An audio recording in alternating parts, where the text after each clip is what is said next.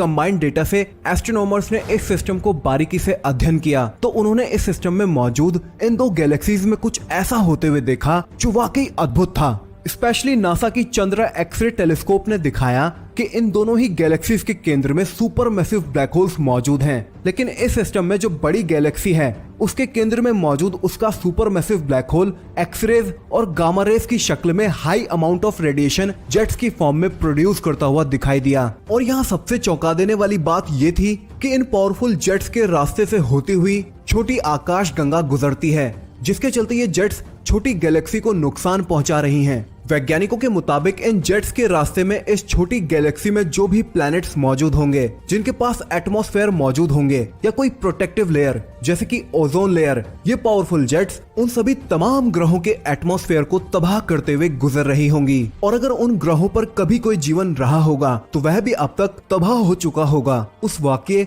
या दृश्य की कल्पना करना ही मन में एक सिहरन सी पैदा कर देता है। खैर, इस सिस्टम में एक चमकदार बिंदु जिसे वेरी लार्ज टेलीस्कोप और मर्लिन टेलीस्कोप से प्राप्त इमेजेस में देखा गया था, वह यह दिखाता है कि ये जेट्स छोटी गैलेक्सी के किनारे से टकरा रही हैं, जिसके चलते इस जेट की कुछ ऊर्जा नष्ट हो जाती है। इस होती टक्कर के दौरान ये जेट्स डिफ्लेक्ट होकर छोटी आकाश गंगा के किनारे से निकलती दिखाई दी हैं। यहाँ वेरी लार्ज टेलीस्कोप और चंद्रा एक्सरे टेलीस्कोप से प्राप्त इमेजेस ने यह भी दिखाया या कहें इंडिकेट किया है कि बड़ी गैलेक्सी से निकलती ये जेट्स जो गैलेक्सी से टकराते हुए दिखी हैं, इन जेट्स का निकलना कॉस्मिक टाइम स्केल के हिसाब से देखा जाए तो ये अभी हाल ही में शुरू हुआ है, करीबन 10 लाख सालों पहले ही। रिसर्चर्स का मानना है कि यह भी संभव है कि आज भले ही हमें लग सकता है कि ये जेट्स छोटी गैलेक्सी को नुकसान पहुंचा रही हैं, पर एक लंबे समय बाद जब एनर्जी और रेडिएशन से भरपूर ये पावरफुल जेट्स अपने इनिशियल डिस्ट्रक्शन या विनाश को पूरा करते हुए कुछ कम या बंद होंगी